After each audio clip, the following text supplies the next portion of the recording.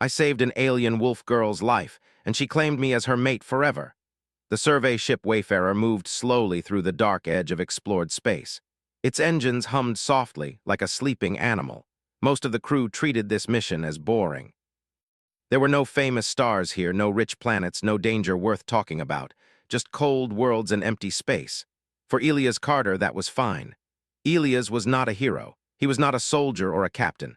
He was an engineer, quiet, careful, and mostly invisible. He fixed broken systems, checked power lines, and followed rules. People rarely noticed him, and he rarely asked to be noticed. The Wayfarer was scanning a frozen planet below them. The planet had no official name, only a number. Long-range scans showed ice, stone, and thin air. No cities, no signals, nothing alive worth reporting. That was when the distress ping appeared. It was weak, very weak. The ship's computer almost ignored it. Elias noticed it by accident while checking sensor logs. He frowned and leaned closer to the screen. "That's strange," he said softly. The signal was old technology, not human, not part of any known trade network. It pulsed once every few minutes like a tired heartbeat. He called the bridge. "Captain," Elias said, trying to keep his voice calm. "I'm seeing a distress signal from the surface, very weak, possibly organic," the captain sighed. "The planet is listed as uninhabited." "I know," Elias said, "but the signal is real." There was a pause, then another sigh. "Send a drone," the captain said. "No landing protocol." "Yes, sir," Elias replied. A small drone was launched toward the planet. Its camera cut through clouds of ice and snow. The ground below was white and gray, endless and empty. At first, there was nothing. Then the drone's camera shifted. Elias froze. Something lay near a rock formation, half buried in snow. It was not a machine. It was a person, or something very close to one. She had a humanoid shape, but her body was covered in thick silver-gray fur. Long ears rested against her head, sharp and clearly wolf-like. Her tail lay still behind her, partly frozen into the ice. She was not moving. The drone scanned her vitals. The numbers were low, too low. "She's alive," Elias whispered. The bridge went silent. "That's impossible," someone said. "Unknown species," the computer reported. "Critical condition." The captain cleared his throat. "Observation only, we log it and leave." Elias felt something twist inside his chest. "Sir," he said carefully, "if we leave her, she will die." The captain's voice hardened. "We do not interfere with unknown species." "You know the rules." Elias did know the rules. He had followed them his whole life, but he kept looking at the screen. The alien woman, wolf girl, was alone, no shelter, no tools, no ship, just ice and silence. No one was coming for her. "Sir," Elias said again, quieter this time. "I can take a med kit, just basic aid, no contact beyond survival." The captain hesitated. 10 minutes, he said finally. "In and out, this never happened." Elias did not argue. He moved fast. The cold hit him the moment he stepped onto the planet's surface. His suit adjusted, warming his body, but the air still felt heavy and sharp. Snow crunched under his boots as he walked toward the rock formation. Up close, she looked even more fragile. Her fur was matted with ice. Her breathing was shallow. A long cut ran along her side, not bleeding anymore, but badly damaged. No signs of attack, maybe a fall, maybe exhaustion. Elias knelt beside her. "I'm here," he said softly, even though he knew she could not understand him. He scanned her injuries and injected a stabilizing compound, safe for most carbon-based life, according to the computer. He wrapped a thermal blanket around her body, careful not to hurt her ears or tail. As he worked, he noticed something strange. Even unconscious, her hand twitched toward him. Her claws were dull, not threatening. Her grip was weak, but she held onto his glove like she was afraid he would disappear. Elias swallowed. "It's okay," he whispered. "I'm not leaving." The computer warned him about time limits and exposure, but he ignored it. He adjusted the blanket, added heat, and stayed. Slowly, her breathing improved. Then her eyes opened. They were bright gold. She stared at him in confusion, fear, and pain. Her ears flattened. Her body tensed, but she was too weak to move. Elias slowly raised his hands. "It's okay," he said gently. "I won't hurt you." She watched his face, not his weapon, he had none, not his tools, his eyes. Her breathing slowed. After a moment, she relaxed. Her hand loosened, then tightened again, this time with intention. She pulled his hand closer. The ship's computer beeped urgently in his ear. "Immediate return required," it said. Elias looked at her. "I can't leave you here," he said, even though she could not understand the words. He activated an emergency extraction beacon. Back on the Wayfarer, panic spread quickly. "What did you do?" the captain demanded as med staff rushed to meet Elias. "I saved her," Elias said simply. The wolf girl was placed in a medical bay, surrounded by soft light and gentle machines. She slept deeply, her body slowly warming, healing. Doctors whispered to each other, confused and amazed. No one had ever seen her species before. Elias stood quietly in the corner. Hours later, she woke again. This time she was not afraid, her eyes found Elias immediately. She sat up slowly, ignoring alarms, her ears lifted, her nose twitched. She focused on him, not the room, not the machines, him. She inhaled deeply. Then she did something no one expected. She bowed her head. Low, respectful, absolute. The room went silent.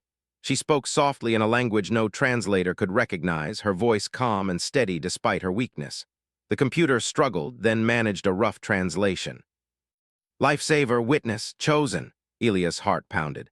"I think she's thanking you," a doctor whispered. The wolf girl reached out again and gently touched Elias' wrist. This time her grip was firm, deliberate, her tail moved once slow and certain. She spoke again. The translator took longer this time.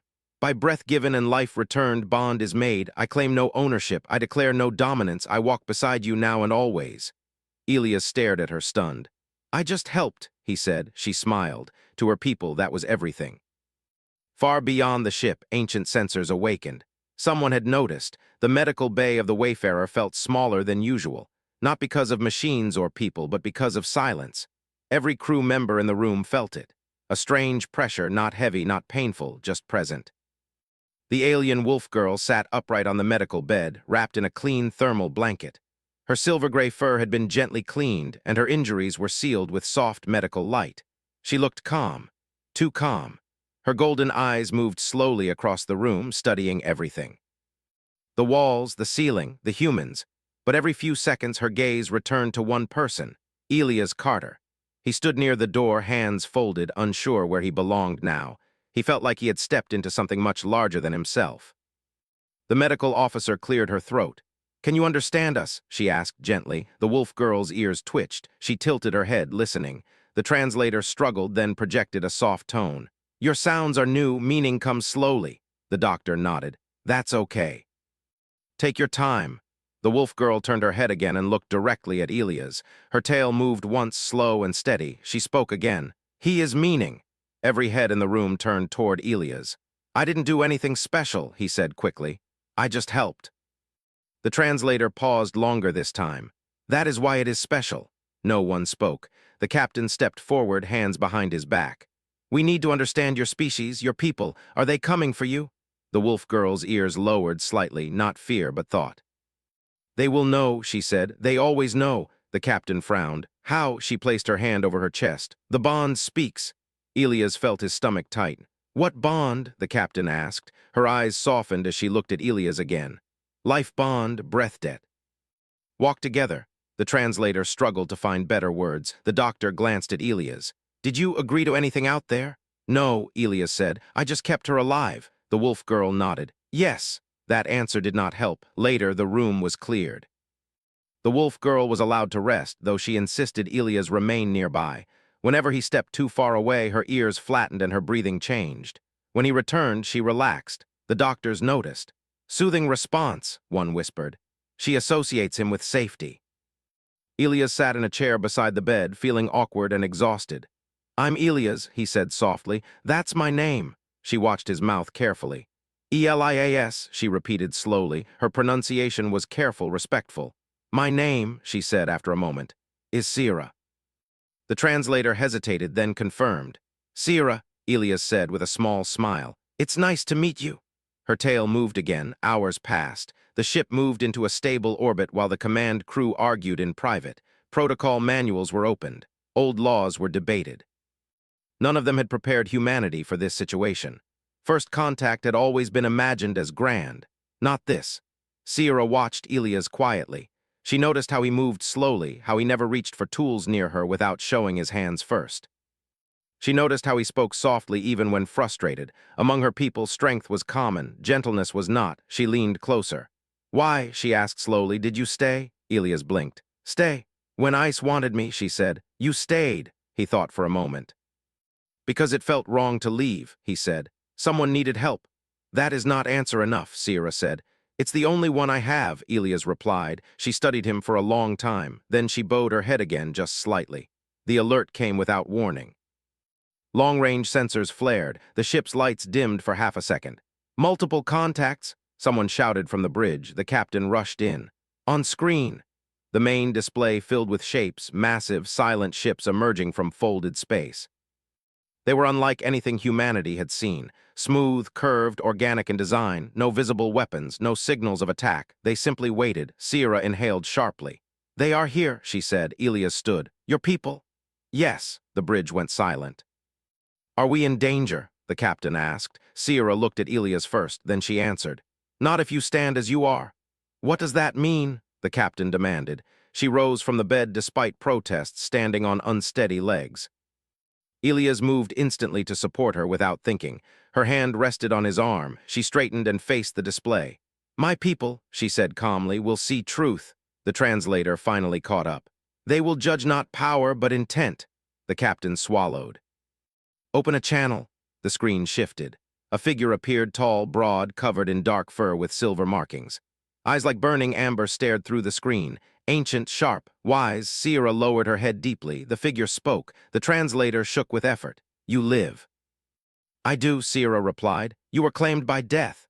I was claimed by kindness, she answered. The figure's eyes moved. They locked onto Elias. The pressure in the room increased. Elias felt it then, not fear, but weight, like standing before something very old. The figure spoke again. Is this the one? Sierra did not hesitate. Yes. The figure was silent for a long time, then something unexpected happened. The alien lowered its head, not submission, acknowledgement. Then the bond is true. The bridge crew stared in disbelief. The figure continued. For cycles beyond counting, we have watched the young races. They take, they test, they dominate. The eyes narrowed. This one did not. Elias felt his face heat up. I didn't mean, Sierra gently squeezed his arm. Be still, she said.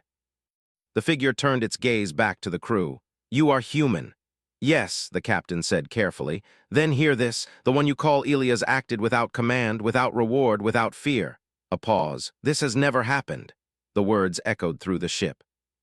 After the transmission ended, no one moved. Humanity had just been measured and found different. Sierra turned to Elias. The bond cannot be broken, she said calmly, but it does not bind chains. What does it bind? He asked. She thought for a moment. Choice, she said. Outside the ship, ancient vessels waited. Not as enemies, but as witnesses. The universe did not change all at once. It changed quietly. At first, only a few ships noticed the strange gathering near the frozen world. Long-range observers from distant systems recorded the event and sent the data onward. No alarms were raised. No warnings were given. But curiosity spread faster than fear. On the Wayfarer, the crew moved carefully, as if loud voices might break something important. Sierra remained near Elias at all times, not because she was weak anymore, her body had healed well, but because she chose to stay close. When he walked, she walked. When he stopped, she stopped. Some crew members whispered, others watched in silence.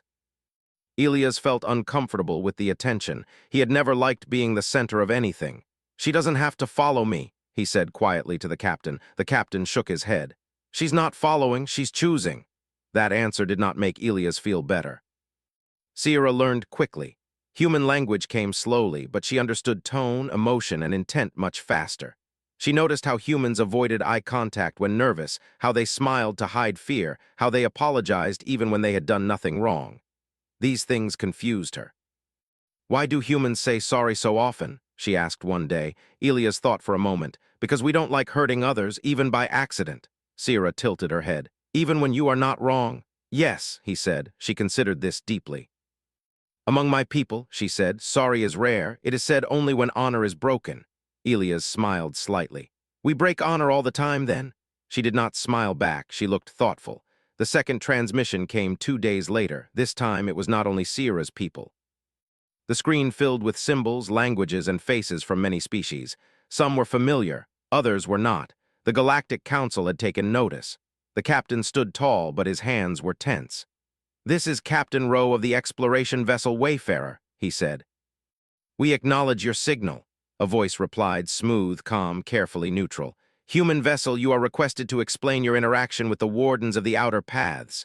Elias blinked. Wardens, Sierra nodded. That is what they are called. The captain took a breath. A member of their species was injured. One of my crew provided medical aid, that is all. The silence that followed felt heavy. You interfered, the voice said. Yes, the captain replied. We did. Another pause. Why? Elias felt every eye in the room turn toward him. The captain hesitated, then stepped aside. Because it was the right thing to do, Elias said. There were murmurs across the channel. That is not an answer, the voice replied. It is to us, Elias said quietly. Sierra stepped forward. He speaks truth, she said. He did not save me to gain favor. He did not know who I was. The council voice shifted tone. Then why do you remain with him? Sierra's ears lifted slightly. Because he did not leave. That answer spread like a ripple through the channel. After the call ended, the ship felt different, lighter, heavier.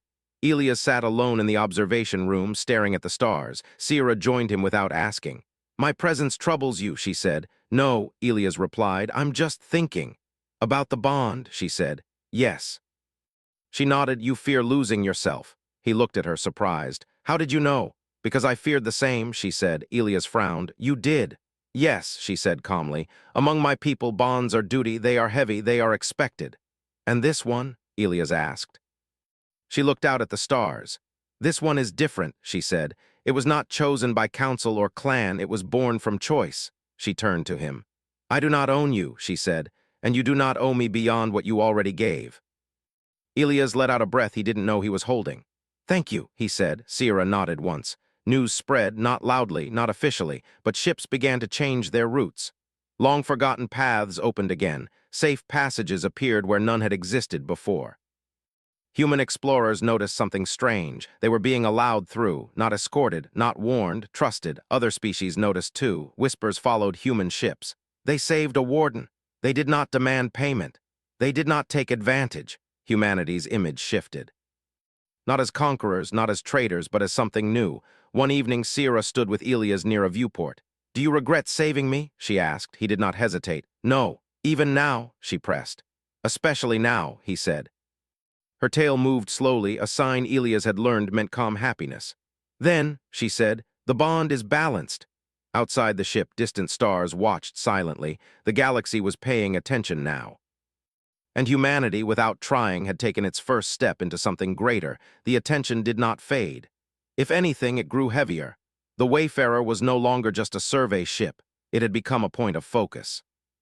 Messages arrived daily, some polite, some demanding, some carefully hidden behind formal words. Human command wanted answers. The Galactic Council wanted control. And many other species wanted to know one thing. What had humans done differently? Elias felt the pressure even when no one spoke about it. Every hallway felt watched. Every meeting felt measured. He still repaired systems, still checked power lines, but now people paused when he entered a room. He hated it. I don't want this, he said quietly one evening, sitting with Sierra in a quiet section of the ship. I know, she replied. She had learned that tone well. You did not seek importance, she said. Importance found you. That doesn't make it better, Elias said. Sierra looked at him carefully. Among my people, she said, those who seek power are feared, those who avoid it are trusted. He looked up. Is that true? Yes, she said simply. That helped. A little. The council summoned them again. This time, the request was not optional. A neutral space station was chosen, ancient, quiet, and watched by many eyes. The Wayfarer docked under careful guidance. Elias felt like a small piece in a very large machine. Sierra walked beside him, calm and steady. You do not have to stand with me, he said softly. She stopped. I will, she said. That is the meaning. The council chamber was vast. Shapes and forms filled the space, beings of light, metal, flesh, and things Elias could not name. The air buzzed with restrained tension. A tall figure spoke first. Human Elias Carter. Elias stepped forward, heart pounding. You interfered with a warden, the figure said. You formed a bond not recognized by council law. I didn't know, Elias replied honestly. I just helped someone who was dying. Murmurs spread. Another voice joined in. And yet, because of that act, your species gains trust denied to others for centuries. Elias frowned. That wasn't my goal. That, the voice replied, is the problem. Sierra stepped forward. You speak of problem, she said calmly, but you speak from fear. The chamber quieted. My people tested the galaxy, she continued. Not with traps, with need, with vulnerability. She looked around the room. You failed, she said without anger. Again and again. A ripple of discomfort spread. And humans? A council member asked. Sierra turned and placed her hand lightly on Elias' arm. They stayed. Silence followed. The council shifted its focus. This bond, a voice said, creates imbalance, power without oversight. Elias felt his chest tighten. I don't want power, he said. I never did. Power does not require desire, the voice replied. Sierra's ears flattened, not in fear, but resolve. Then you misunderstand, she said. The bond does not elevate him above others. What does it do then? The council asked. Sierra answered without hesitation. It limits him. The chamber stirred, she continued. He cannot command my people, he cannot claim our paths, he cannot speak for us. Elias turned to her, surprised. She looked back at him calmly. He can only walk beside, she said, as he always has. The council grew quiet again. Later, alone in a waiting chamber, Elias spoke. You didn't tell me that, he said. I did not think you needed to know, Sierra replied. You never asked for more. He laughed softly. That's fair. She studied him. You worry you are changing humanity, she said. Yes, he admitted. What if we disappoint them? Sierra considered this. Then, she said, you will be human. That answer surprised him. She continued. My people do not seek perfection, we seek truth. You have already shown it. Elias leaned back, feeling tired but lighter. The council's final decision came slowly. No declarations, no treaties, just one simple statement. Humanity will not be restricted from the outer paths. That was all, but it was enough. Those paths meant access, safety, and trust, things no weapon could force. Other species reacted quickly. Some tried to copy human behavior. Some offered aid they did not mean. Some grew angry, but the wardens did not change their stance. They watched. They waited. They remembered. On the return journey, the wayfarer felt different again. Not tense this time, hopeful, Elias stood at the viewport with Sierra. So, he said, what happens now? She smiled softly. Now, she said, we live. He nodded. That sounded right, not master, not symbol, just two beings choosing to walk forward together. And the galaxy, whether it liked it or not, would have to learn from that.